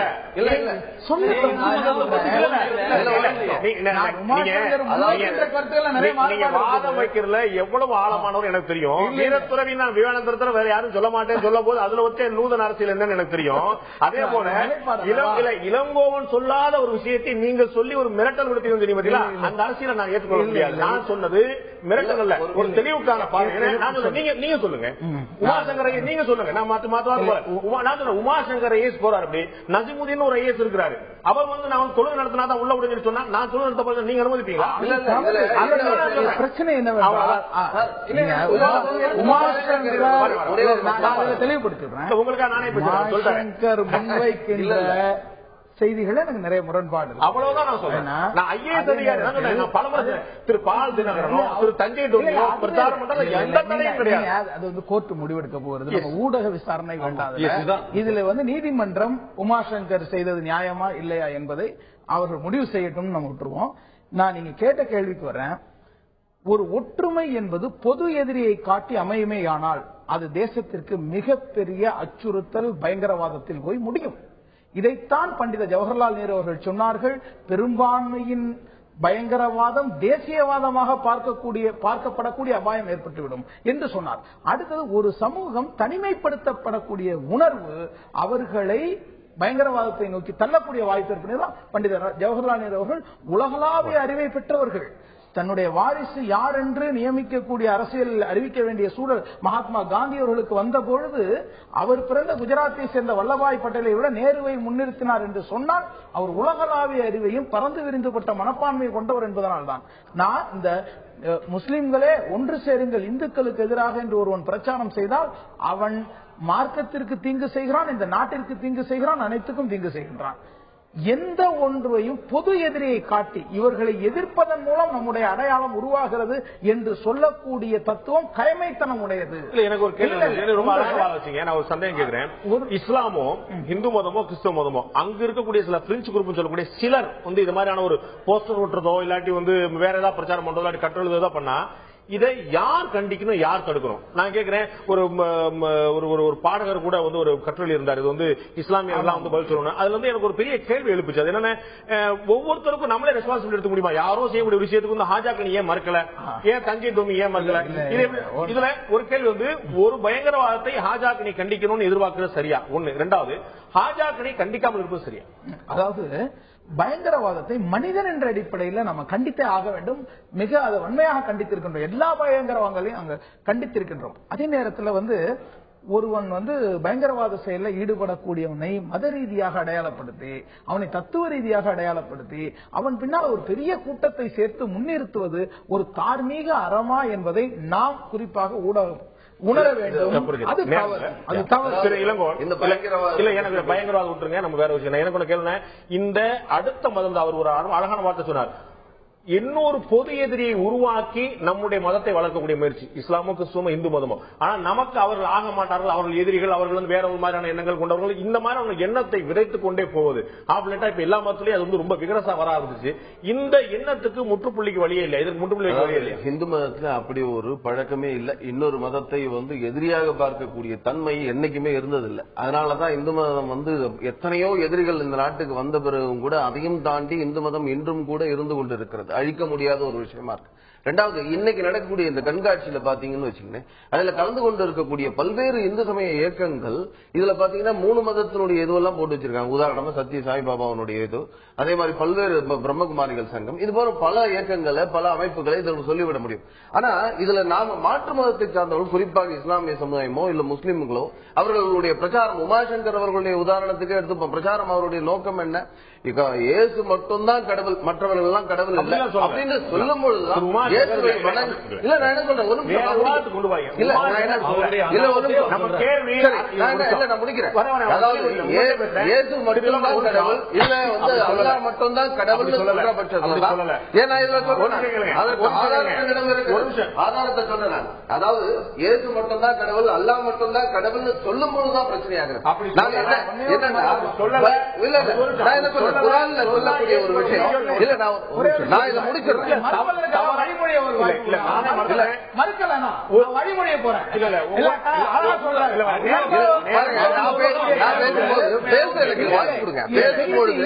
பேசும்போது இடைமறிக்காதீங்க, நான் முடிச்சிடறேன். அதாவது குர்ஆன்ல சொல்லக்கூடிய ஒரு விஷயம், குர்ஆன்ல சொல்லக்கூடிய ஒரு விஷயம், நீங்க உங்களுடைய விஷயம் பற்றி சொல்லுங்க, அடுத்த விஷயம் பற்றி போனா நீங்க இந்து இந்து எதற்காக நான் சொல்ல வரேன் சொன்ன போல உங்களுடைய கேள்வியும் உங்களுடைய பதிலையும் சேர்த்து நானே ரெண்டு விஷயம் சொல்றேன். நீங்க என்ன சொல்றீங்க, இஸ்லாத்துல வந்து விக்கிரக ஆராதனை ஏற்றுக்கொள்ளவில்லை, அது அவர்களுக்கு ஆராதனை ஏற்றுக்கொள்ளவில்லைங்கிறது மட்டும் இல்லைங்க. ஆராதனை ஏற்றுக்கொள்ளவில்லை, அவர்கள் மேல் போர் தொடுங்கள், அவர் மதம் முஸ்லிம்களாக ஆகிவிட்டால் மன்னித்து விடுங்கள். இது சுறா 8 சுறா 8 1039 ஜிகாத் என்ற புனித போர் அதுல சொல்லப்பட்ட விஷயம் குர்ஆன்ல சொல்லி இருக்கக்கூடிய விஷயம். இது போல போதும் அவர் பதில் சொல்றேன். அதாவது இது போல இந்து மதத்துல எந்த இடத்திலும் சொல்றேன், இது இஸ்லாமிய கோட்பாடு அல்ல. திருக்குறள் இல்லையா, அது என்னன்னா தாக்கி விட்டு சென்று போய் ஹரம் என்று சொல்லக்கூடிய அந்த மக்கா பள்ளிவாசல்கள் ஒளிந்து கொள்வது, இது ராணுவ தாக்குதல் போர்க்களத்தில் இறங்கியது. அப்படி தாக்கும்போது அந்த இடத்தில் அவர்கள் திருப்பி தாக்காமல் இருக்கும் பொழுது நீங்கள் கண்ட இடங்களில் தாக்குங்கள். எந்த கண்ட தாக்குதல் இப்போ இந்திய ராணுவத்திலிருந்து ஒருவன் தப்பி போய் பாகிஸ்தான் ராணுவத்தில் சேர்ந்துட்டானா ராணுவம் என்ன நிலையை சொல்றது போல அந்த விஷயம் இருக்குல்ல. நபிகள் நாயகத்தை தேடி ஒரு தூதுக்குழு வருது, கிறிஸ்தவ குழு விவாதம் நடத்துறாங்க. 2 பேரும் ஒருவர் ஏற்றுக்கொள்ளவில்லை. அந்த நேரத்தில் எங்களுக்கு ஜெப நேரம் வந்து விட்டது என்றவுடன் இங்கே நீங்கள் பிரார்த்தனை செய்து கொள்ளுங்கள் என்று சொன்ன மார்க்கம் தான் இஸ்லாம். இல்லை கிடையாது. நிச்சயமாக கோயில்களை பாதுகாப்பது முஸ்லிம் ஆட்சியாளருடைய கடமை.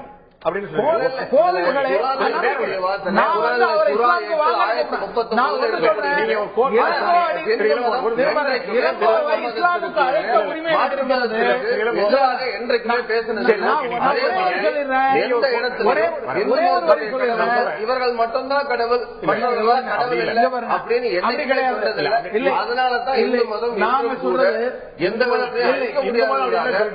இஸ்லாத்துல நீங்க குறிப்பிட்ட விஷயம் அப்படி இல்லை. இஸ்லாமுக்கு அழைக்க எனக்கு உரிமை இருக்கிறது, என்னை அவர் கருத்துக்கு அழைக்க உரிமை இருக்கிறது. அது ஏற்றுக்கொள்ளாத நிலையில் நான் ஒரு ஆட்சியாளராக இருந்தால் அந்த கோவிலை பாதுகாக்கிறது என் கடமைங்க.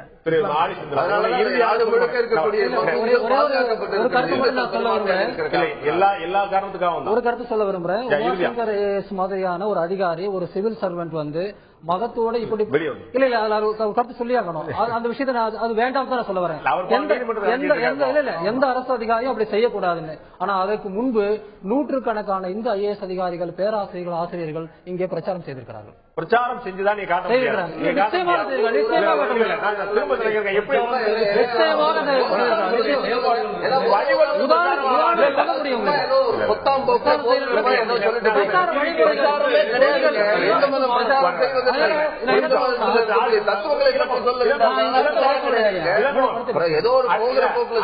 அடுத்த மதத்தை அப்புறம் பேசுவோம், அடுத்த நபர்ல பேச அனுமதிப்போம். உமாசங்கர் ஐயஸ் ஒரு பேரை சொல்லிட்டு இவர் பண்ற தப்பு சொன்னீங்களா, இது போல மற்றொரு பண்றாங்க, ஒரு பேரை குறிப்பிடுங்க. எனக்கு வந்து ஒரு பேர் அப்படின்றது ஆனா நான் என்ன சொல்ல முடியும்னா, என்னுடைய சொந்த தந்தை ஒரு ஆசிரியர் வந்து என்ன சொல்ல முடியும். உங்களுக்கும் நான் பரிந்துரைக்கிறேன், தயவு செய்து நீங்க கேள்வி கேட்ட பதில் திரு உமாசங்கர் நடத்துக்கு அதை பாருங்க. பிரச்சாரத்திற்கும் வழிபாடுக்கும் ஒவ்வொரு பஸ் டிரைவர் வண்டிக்கு முன்னாடி படமோ பிள்ளையார் படமோ வச்சிருக்கான். நான் வழிபாடை பற்றி பேசவில்லை. வழிபாடு எல்லாருடைய உரிமையாக நான் என்ன சொல்றேன், பொது மேடையில் அது வந்து ஒரு கோயில் பொது மேடையாக இருக்கட்டும், வெளியே இருக்கிற பொது மேடையாக இருக்கட்டும், மதம் சார்ந்த நல்ல எண்ணத்துக்காக தான் பண்றாங்க, கெட்ட எண்ணத்துக்காக பண்றாங்கன்னு சொல்லல. அந்த உரிமை அவங்களுக்கு இல்லைன்னு நான் சொல்லல. பொதுவாக எல்லாருமே அரசு அதிகாரிகளுக்கு தள்ளி இருக்குன்ற கருத்து தான் சொல்றேன். ஆனா இதை உமாசங்கருக்கு மட்டும் பொருந்தாதீர்கள், இது பல பேருக்கு வர முடியாது. நம்ம நிச்சயமாக இந்த விவாதத்தை இங்க நிறைவு செய்ய வேண்டிய நேரம் வந்திருக்கு. மக்களுடைய பார்வை என்னவா இருக்கிறது, மத நல்லிணக்கத்தை பேணக்கூடிய மாநாடுகள் அவசியமாக இருக்கக்கூடியது. அதுல மதத்துல பிரச்சனைகள் இருக்கலாம், மதத்துல பிரச்சனை இருக்க முடியாது, மதத்தை பின்பற்றுவதுதான் பிரச்சனை இருக்குன்னு சொல்லி இங்க விவாதம் போயிட்டு இருக்க. மக்களுடைய பார்வை இந்த விஷயத்துல என்னவா இருந்தது இப்போது பார்க்கலாம்.